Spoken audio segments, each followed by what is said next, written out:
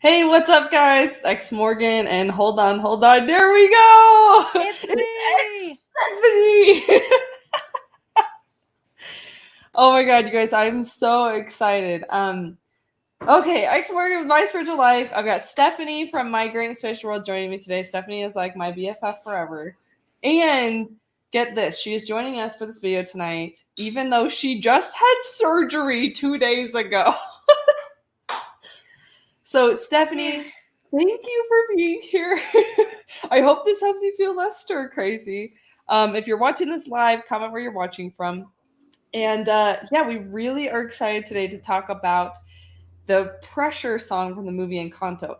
Before I do that, Stephanie, do you want to introduce yourself briefly for anyone who doesn't know who you are? Yeah, I'm Morgan's friend, Stephanie. Recent ACL reconstruction patient. No, I'm just kidding.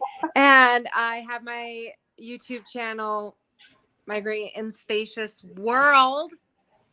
And right now I'm on TikTok, mostly from my bed. If you guys miss me, that's where you can find me. Yes, yeah, absolutely. Yeah, okay, awesome. Definitely check out Stephanie's TikTok, check out her YouTube channel. Yeah, I know I really need to get on TikTok, but I just can't do it. I'm too tired. I'm not sleeping enough. I'm not sleeping enough for that beast. Anyway, let's see. Okay, Monica said watching from sweet southern Utah. Monica, yay! One of our Patreon supporters. Jacob said watching from Oregon. You want to swing? Yeah, I want to swing. I got a mimosa Jared made me a mimosa, guys. Actually, he made it for him, but it's mine now. in a wine glass. We're tacky. In a wine glass, because we are just cheap ass motherfucker. Oh, damn it! All right, Got my water. Swear words. Stephanie's on too many drugs for mimosas, huh? Yeah, can't have alcohol and drugs. Okay, so before we get into talking about this, I do want to say that me and Jared are doing a game night on our Discord tonight, right after this live video. So click the link below, join our Discord server, come on over. We're just gonna play Jackbox and be very belligerent. Which game? Which game are you playing on Jackbox? Probably a few different ones. I think the one that can play the most is, I forgot what it's called already. It's from Jackbox 4. No, Jackbox 4 has one game that can play 16 people. So anyway, it'll be a surprise. Here we go. Okay. So yeah, join us for the live. We're gonna end this video in 30 minutes at 7:30 my time, and we're gonna jump over on Discord and party over there. So come join us. It'll be super fun. Okay, so in this video, we want to talk about Encanto. This movie was so awesome. If you haven't heard of it, it's the I don't know when it came out. It came last year? I don't know. Anyway, it doesn't matter. It came out. It was awesome. There's gonna be a little bit of spoilers because I really want to talk about one of the songs from Encanto and how it really affected me emotionally and how I feel like it's kind of like the Mormon mother mantra, and it's the surface pressure song. But before we get into that, I got to give a little bit of backstory about the movie, a little bit of backstory about the character, and damn, that mimosa was good. Jared, bring it back. Anyway, I'm just kidding. And so there are going to be spoilers. So if you're watching this later, don't want spoilers, then go away. Okay. Oh, Monica said, I just watched the movie 3 days ago, and OMG. It was so good. I'm not going to lie. I didn't super love the ending, but I'm going to save that for another video. I loved the movie. It was such a good movie. A little bit of preface about the movie. The main girl, her name is, I already forgot. What's her name? Is it Maribella or something? Mirabelle. Yeah, I think it's Mirabelle. Yeah. So she has, her family all have magical powers. It's kind of this, long story short, they turn a certain age and they receive their magical gift from the magical house that was given to the abuela. And she, when she turned that magical age, did not receive a gift. And the magical house did not give her a gift. And it's kind of this like sore subject for her. Anyway, the movie is really incredible because it's kind of this like, it's realizing how we struggle with like our identity, and like if we feel like we don't have these amazing talents other people have, because she's the only non-magical family member, and it messes with her. It makes her feel like she's not part of the family, and it's really, really difficult. It makes her feel like she doesn't have worth. Anyway, one of the characters in this movie, her name is Luisa, and Luisa is the super buff girl. If you've seen the movie or seen the picture, she's like crazy ripped. Her magical power is super strength. And I was wondering what was going to happen in the movie, because spoilers again, when they lose their powers for a little bit, right? And I was wondering, is Luisa just going to be like tiny? And she was smaller, but she wasn't like tiny. Do you remember that? Yeah. Anyway, so Luisa plays this character, or she super buff, super ripped, and the abuela, their grandma, she talks about how they have these gifts and they have to use their special gift to serve the village, to serve the community, and how important it is, and how that's the purpose of their gift. And so Luisa sings this song, and the song is called Surface Pressure, and it's the one that I want to talk about, and I'm going to get into all the lyrics in just a second. But it's just really, really beautiful, very raw, and like I just felt like everything in that song really reflected in my own life personally, and I'm really excited to talk about it. Stephanie, am I missing anything as like an intro to that?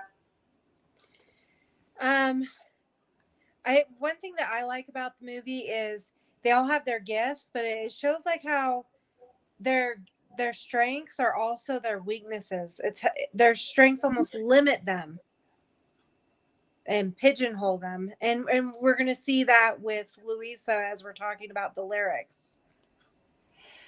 I think one more thing I'll say about it too is that you realize that even though they have these magical powers, they still have problems. And I think we fall into that trap sometimes of thinking like, oh, if I just had this one thing fixed, my life would be perfect. And that's just not how it works. Like if I was just skinnier, if I just, like if something, like if I had a superpower or whatever, and just realizing they had these superpowers, but they still had all these problems, and they were still people. They were still struggling with the normal things people struggle with. Like the one sister, I can't remember her name, the flower girl.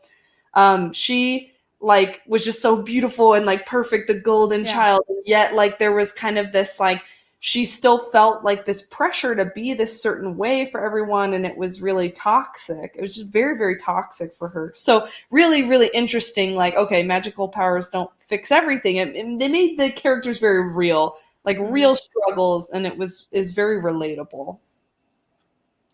Yeah. And then like, I was also thinking like, so that the sister with the flowers, her struggle is that she could only be beautiful. She couldn't like be edgy or unique. She was like really pigeonholed into just being beautiful.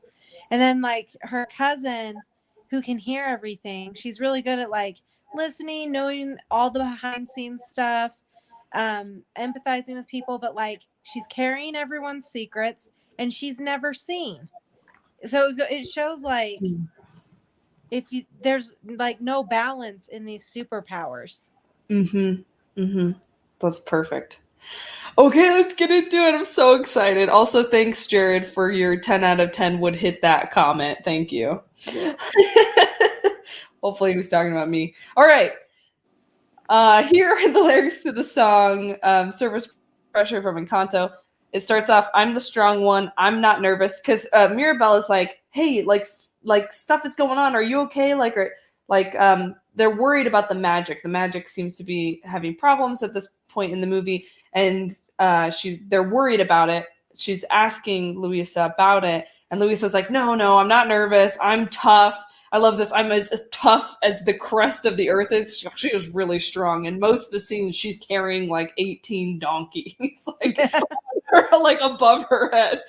I move mountains. I move churches, and I glow because I know what my worth is. I don't ask how hard the work is. Got a rough and destructible surface. Diamonds and platinum. I find them. I flatten them. I take what I'm handed. I break what's demanded. This whole first stanza of the song is all representative of the facade that she wears. Like, it's, I'm strong, I can do anything, like I've got this, like I'm never gonna have a problem. This first stanza is her just being that facade, that strong person that, you know, is not, you know, actually hurting or really human, right? Did you want to say anything about this, Stephanie? Well, I mean, if we're relating this to Mormonism, I love the line, "I glow because I know what my worth is." Yes! I was just thinking that. You Go know, ahead. and just like, I just feel like as a woman growing up in the church, they were always like, "You have a divine purpose. You're a daughter of God. You're so amazing." But then like all the pressure that comes with that, which I'm sure we're going to talk more about. Yeah. Yeah.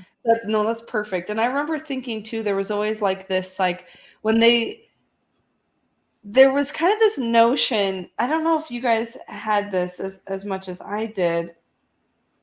There was this notion of like, if you had like a really uplifting spirit, like, and you were really fun to be around, like that was your Christ light shining through, you know?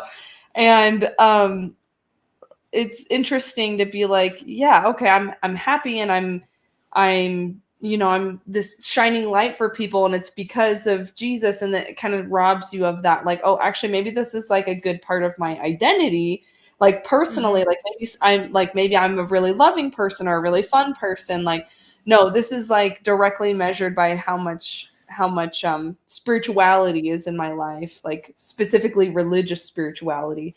And it can just, I don't know, it can be really confusing. Well, and to at church, like, I think like it is good to teach people that that they have like this divine worth that's just inherent. I think that's good, but I think it gets mixed up a lot in the culture with worthiness. Yeah. And your worthiness is dependent on what you do, where your self-worth is unconditional. And in the church, those things get mixed up, and that can really mess with your mind. Yeah. I like that distinction. That's super true. Sweet. Okay, let me jump back into the lyrics here. Okay, so the second stanza is where she finally breaks down and is like vulnerable. And she says, under the surface, I feel berserk as a tightrope walker in a 3-ring circus. Under the surface, was Hercules ever like, yo, I don't want to fight Cerberus, which is like a Greek monster, I'm assuming. Under the surface, I'm pretty sure I'm worthless if I can't be of service. Now, that line in particular really struck me very hard. I'm pretty sure I'm worthless if I can't be of service. Because that is the, sorry, Stephanie, goodbye. That is the Mormon mantra. I feel like this song is like the Mormon woman, and maybe a lot of men feel this way too, like the Mormon theme. It was just like, I am worthless if I'm not serving.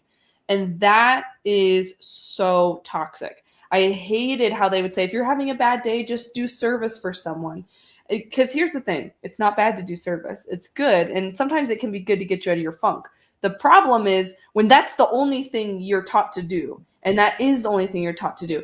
Don't think about yourself. Don't think about your problems. Go fix someone else's problems and you'll feel better. And the truth is, you might feel better for a little bit, but it just keeps putting more things under the surface that you're not dealing with that eventually are going to explode, like we see Luisa do. Did you want to say anything about that, Stephanie? No, I like that point that you made. Just that service can help you with your problems, but it's one tool of many tools you need. Like, you could also use it to run away from your problems. Oh yeah, absolutely. Compound them. Yeah, absolutely. Monica said some days you have to let yourself have a bad day and sort through it on your own terms and in your own time. Yeah. I feel like what I've learned from leaving Mormonism is that it's like you can't just hide from your feelings. Like you have to confront them. You have to understand yourself. You have to get closure. And it's painful and it's difficult, but I feel like more whole when I do it that way as opposed to just trying to run away from it. Yeah. Okay. So, I love the line too. Was Hercules ever like, yo, I don't want to fight Cerberus? And that really stood out to me in the sense that it's like, she's thinking in her head, right? She's thinking in her head, like, I don't have a choice here. Like, if Cerberus is attacking the village, Hercules has to fight him. Like, what's he gonna do? Be like, nah, F you guys, like, good luck. Like there's this feeling of like you don't have an option. You're obligated to help. And that's exactly how the abuela made all the kids feel with their gift. Like, you don't have a choice. You have to do this. And that's where I struggle in my life, because if someone has a problem that I feel like that requires my help, I get really overwhelmed and frustrated sometimes, because I feel like I put so much pressure on myself to try to fix other people's problems. And that's why I just love this song so much. And it's hard because sometimes you feel like you don't have a choice. Like, oh, this person is hurting, so I have to do something about it. But sometimes doing something about it isn't always the right answer. But it feels like there's no choice in it. And that's why we get overwhelmed, and then we feel like we're just under all this immense amount of pressure. What were you going to say, Stephanie?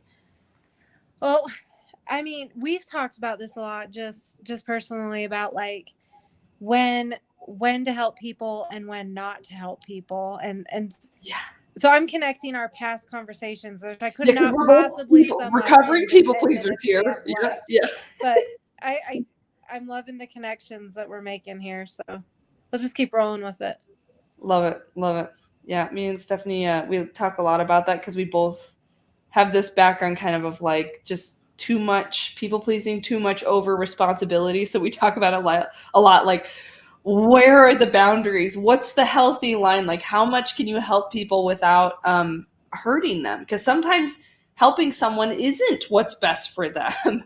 And it's hard to know where that line is, and we don't want to feel that guilt. And to me, the reason all this pressure is so effective on me is because of the guilt that I feel underneath it all. And it's like, I have all this pressure because I don't want to feel guilty. I don't want to feel like a bad person. I don't want to feel like Luisa said, and right there, I'm worthless if I can't be of service. And I'm terrified to feel that way. So then I just like try to overdo everything so that I can be sure that I did as much as I could. No one could think I'm a bad person. Yeah. Okay, a flaw or a crack, the straw in the stack that breaks the camel's back. What breaks the camel's back? And I like that line just simply because it's this like, we are like going, and then just something sets us off, right? If we're not dealing with things well, if we're not setting good boundaries, we go, and then we just explode very suddenly. And it can be something small that sets us off, and it's just because we're letting it build up so much, Yeah. All right. So this next part of the song goes, pressure like a drip, drip, drip that will never stop. Whoa. It sounds really cool when they do it. It sounds weird to read it. Pressure till you just go pop. And I love that with the song. Like, if you hear it, and there's a link below to listen to the full song. I love the way it's like the drip, drip, drip, and the tip, tip, tip, and the tick, tick, tick. It's this like, it's like a ticking time bomb. They make the song feel like that. And it feels so real because that's like exactly how it feels in my head. All of this pressure that I am, dealing with. Okay, so give it to your sister. Your sister's older. Give her all the heavy things we can't shoulder. And I just like that spoke to me because I have 6 kids in my family. I was the second oldest. So like there was a lot of like responsibility placed on me too young. Mm-hmm. That was really hard. It was really hard dealing with that responsibility, being so young and not having a say in it. It's like, I didn't have this kid, you did, but yet now I have to be the one to help take care of this kid. And I love my siblings, but it was a lot of pressure, and it made me feel like I had to like be another parent in the house, and that was hard. Did you want to comment on that, Stephanie? I think as parents, well, especially if you're like a stay-at-home mom, that can put a lot of pressure on you because like if things aren't going well in the house or with the kids and that's what your identity's wrapped up in, that can put a lot of pressure on you. Absolutely. I love the next line. It says, "Who am I if I can't run with the ball?" And I really like that line because it's this like, we get all these definitions, right? Like, in order to be a good mom, you have to do ABC. In order to be a good wife, you have to do ABC. In order to be a good person, you have to do ABC. And these definitions get really messed up when you start to realize, like, a lot of these definitions are based around us being in fear, right? Like, I'm afraid that I'm gonna be too mean, or I'm afraid that I'm gonna, whatever, be too arrogant or we're afraid of something, and we build the definition around that fear, and it really messes with us. So I love this whole like, who am I if I can't run with the ball? It's this like, it's an identity crisis of like, if I can't stand up to this thing, if I can't do this thing, I don't matter, and that's not healthy. Mm-hmm. And it's very, very ingrained in us to feel that way. Like, if you can't, keep the house clean and keep the kids fed and happy and all these things, then what good are you? Especially like coming from that Mormon background of like, all of your eggs are in the motherhood basket. It's so damaging. All right. Let's see. Pressure, tick, tick, tick till it's ready to blow. Give it to your sister. Let's see. I love this line right here. It says, see if she can hang on a little longer. I'm like, oh. It's just draining. Yeah. Who am I if I can't carry it all? If I falter. Yeah, under the surface, I had my nerves and it worsens. We were talking about that, how it just builds. I worry something's going to hurt us. Under the surface, the ship doesn't swerve as it heard how big the iceberg is.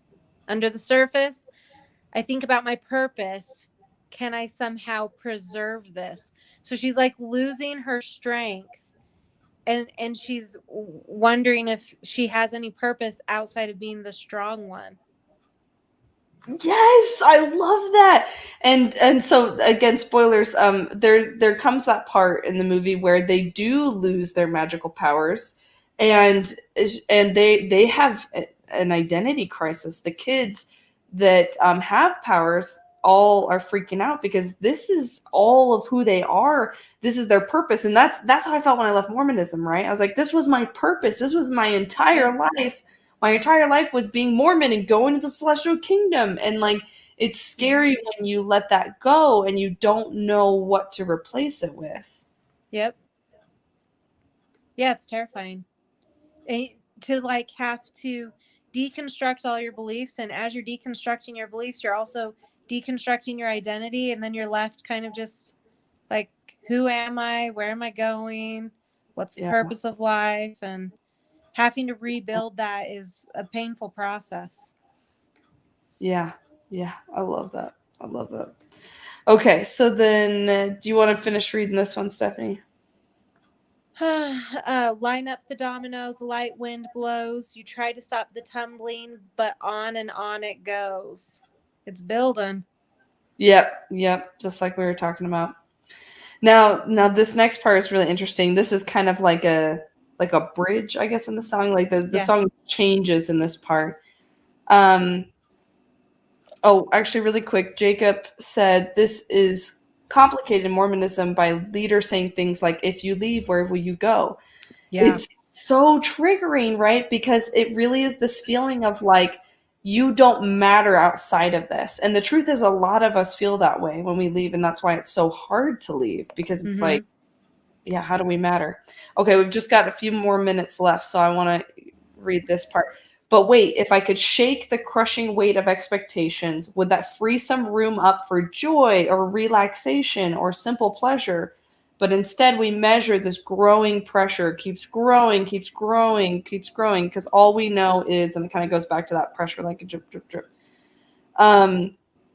And let's see, this comment says when she loses her powers, she felt worthless and she didn't trust in her strength. Yeah, I love that.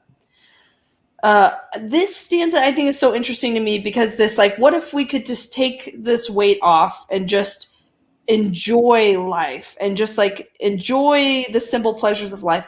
And the thing that blows my mind about this is that I used to think, okay, if I could just like say no to people or like get people to stop asking me to do unreasonable things, because I have some toxic family members. And if I could just like say no to them and not feel bad, right? Or say no to them or get them to just stop doing that, then maybe I could feel like free, right? But what I realized when I started to get healthier and started having better boundaries was that I started then giving myself things to stress myself out again. Because it's a mindset. It's really hard to break. And it's not just the people around us. It's almost like there's a part of us that goes looking for things to fill our time with because we feel worthless if we're not fixing problems. And so it's like crazy. And so it's interesting to look at this song and realize like she thinks that all these other people with problems are the problem. But really, the problem is her own mindset. It's her own self-worth dependent on her actions and her ability to serve the community. Does that make sense? Yeah. That's deep, Morgan. It's like you've been thinking about this stuff. I've been thinking about this stuff with my mimosas. Oh, yeah. Yes, yeah. So we've got just a couple more minutes here, but I think that's pretty much. I think the rest of this song is. Let's see. Give it to your sister. It doesn't hurt. See if she. Yeah, like I think we've pretty much touched on all this stuff. I did love the no cracks, no breaks, no mistakes. That, when you grow up Mormon, you kind of get this. It's this mentality of like, okay, you got to do everything, you got to be everything to everyone, and you got to do it all right, and you got to do it all right the first time. And if you don't do it right, you have to repent. Like there's no room for flaws. Like even the mistakes you made, you have to pay for with either in the next life or repenting in this life. And there's no balance there. There's no room for weakness. There's no room for learning from failure. Yeah. Yep.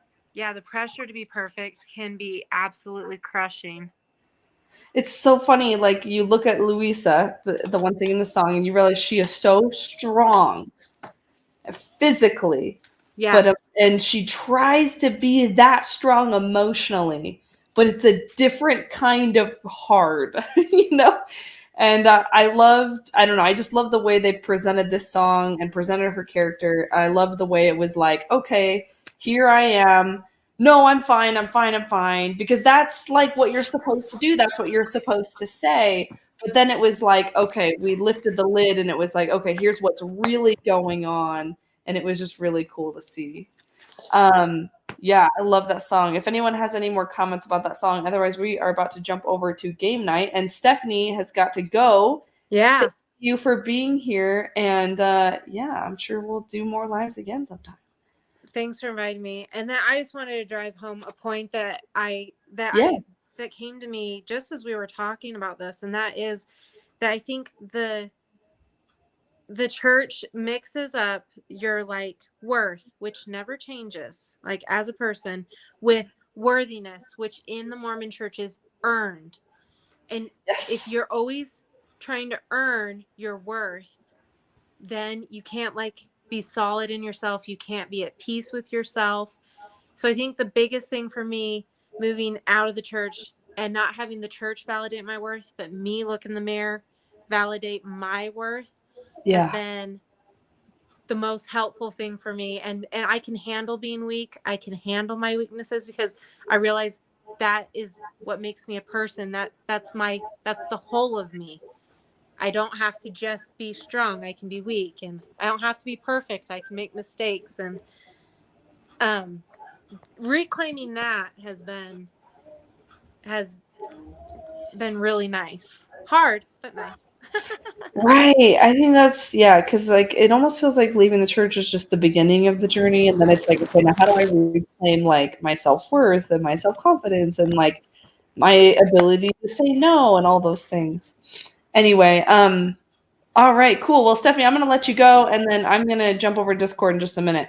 Peace out, Stephanie. Thank you Yep. so much. Everyone, check out Stephanie's TikTok and peace. All right. Sarah, hi. Sarah said, you guys described this so well. I felt the same way about the song. It perfectly describes like how I feel about things.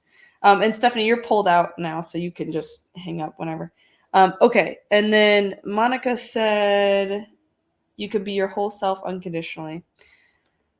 Dude, being your whole self unconditionally is not as easy as it sounds. I feel like I am a prisoner in my own head very, very frequently. Because sometimes I'm like, I know exactly what I need to do in my life right now, like with a certain relationship or with a certain whatever. And I'm just like, and I cannot do it. I do not have the strength. And that is hard to confront. It's hard to realize that that these fears in me are so deeply ingrained that I can't just like rationalize them away and be like, you know what, I know better, so I'm gonna do better. It's like, no, actually, I know better, and I'm trying to figure out how to like actually connect my brain to my heart and like you know, get in sync enough to be able to be the person that I actually want to be. Anyway, all right, so we are going to commence this live. Thanks for joining, for everyone who did, Jacob and Monica and all you other lovely people. And for anyone who wants to join us over for game nights, be me and Jared and whoever shows up. I'm very excited. So the link is in the description of this video to join us over on Discord. And oh, Goaty McGoatface, you're the bomb. And please join us over, play games with us. You can turn your mic on, turn your mic off, do whatever. We're going to be having drinks. We're going to be having fun. So, yeah. All right. I will see you guys there. Peace.